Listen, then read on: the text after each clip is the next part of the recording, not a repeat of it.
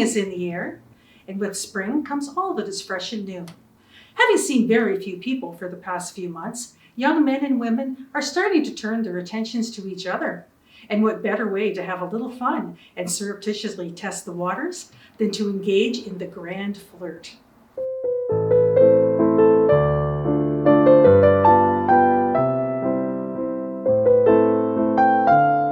Now, flirtatious behavior has been around since before time began, and it is defined as behaving as though attracted to someone. It may be for amusement or have serious intention. It was only relatively recently in human development that the idea of using a prop to expedite flirtatious behavior became a popular pastime. Now, flirting as an art form came into its own during the Georgian period and reached its peak during the reign of King Edward of England, commonly known as the Edwardian Age. Beginning in the Georgian era of the 1700s, it was not considered seemly for a woman to flirt openly. Society did not approve of public displays of affection. A woman's best tool to test the waters became nonverbal communications, and ladies' accessories became the perfect prop. Even though no words were actually spoken, it was the densest of men who did not understand they were the subject of a lady's interest. In the late 1700s, a pamphlet was produced that complained about the extreme attitudes towards flirting. The pamphlet, called Nunnery of Coquettes, states that coquetry was a vice so prevalent and fashionable in the female world that it calls aloud for public censure. Now, one can only guess what was going on. Still, if it was anything like we see in the modern media, scandalous flirtatious behavior was indeed getting out of hand. Now, although the rules of flirting had considerably relaxed by the 1800s, it was still expected that sincerity should always accompany the flirt. It would not do to engage in a flirtation just for the sake of passing time. The whole purpose of a flirt was to compliment the receiver.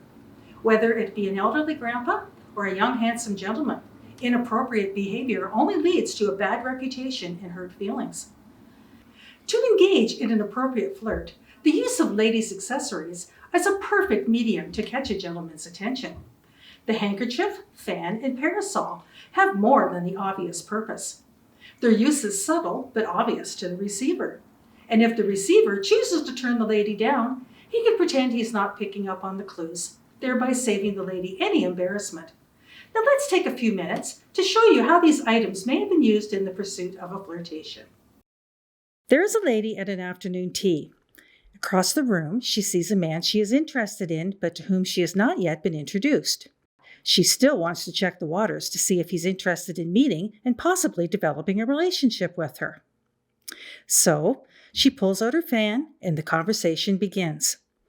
She's not speaking with him verbally, so it is acceptable to say what's on her mind.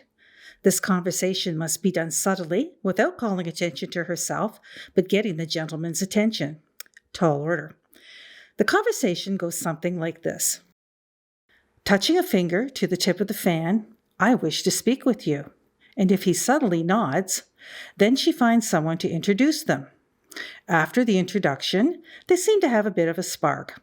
And at this point in the relationship, she is only allowed to talk about inane things, such as the weather and Aunt Gertie's church activities. Subtle conversation progresses the relationship. A closed fan touching the right eye. Where may I be allowed to see you? The number of sticks shown answers the question, at what hour? A half-opened fan pressed to the lips. You may kiss me. Following the left ear with an open fan. Do not betray our secret. And hiding the eyes behind an open fan. I love you. The gentleman in question gets a panicked look and he bolts.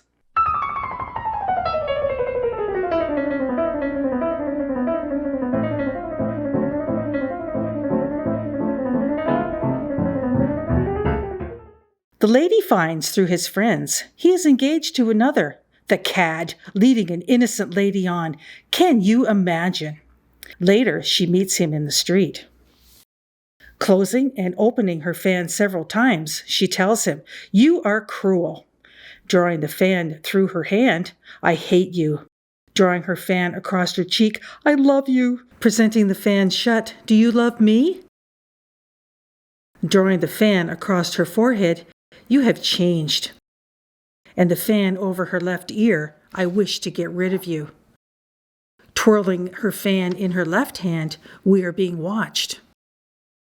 And placing the fan behind the head with a finger extended, goodbye forever.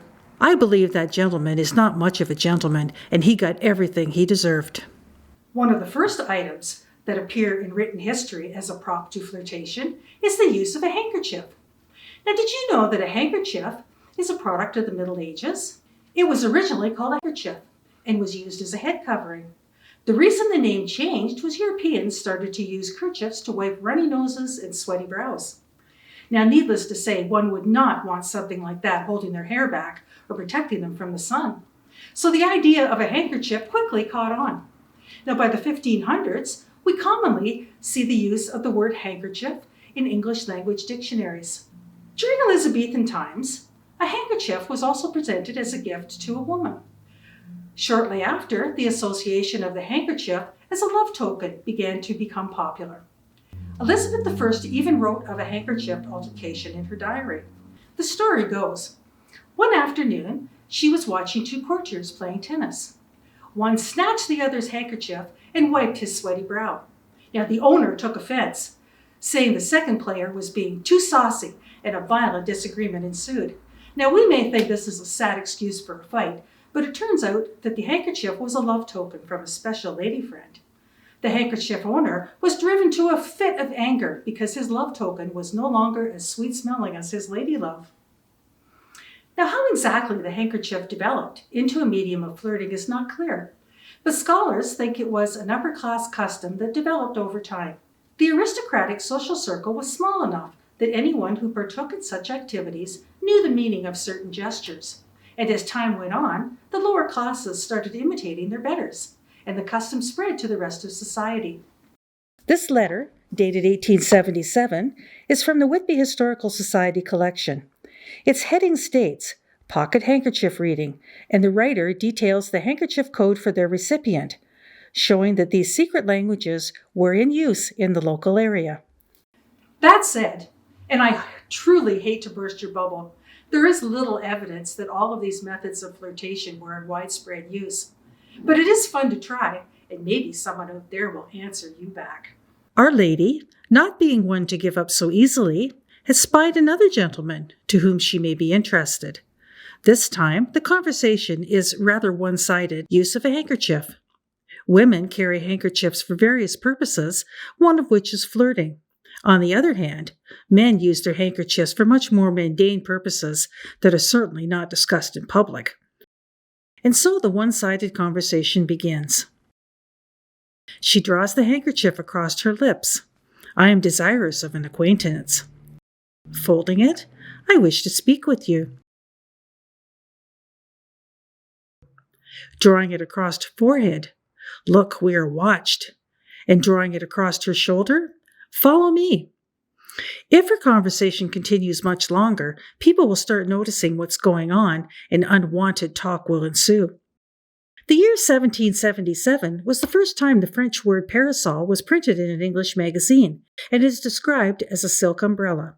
Parasols were quite common by the late 1700s, but by 1850 they were commonplace, so much that umbrellas and parasols were exhibited at the English Great Exhibition. Women regularly carried them to protect them from the sun and signify their intention towards a gentleman. Our lady has spotted her new gentleman across the street and decides it's time for them to meet. Carrying her parasol elevated in the left hand, she lets him know she is desiring acquaintance. Carrying it over her right shoulder, you can speak to me. Carrying it closed in her left hand, meet on the first crossing. And with the handle to her lips, you can kiss me. Now they have met at the crossing, and Our Lady returns to using her handkerchief, dropping it. We will be friends. Letting it remain on the eyes. You are so cruel. Twisting it in the left hand. I wish to be rid of you. Putting it in her pocket. No more conversation is coming your way.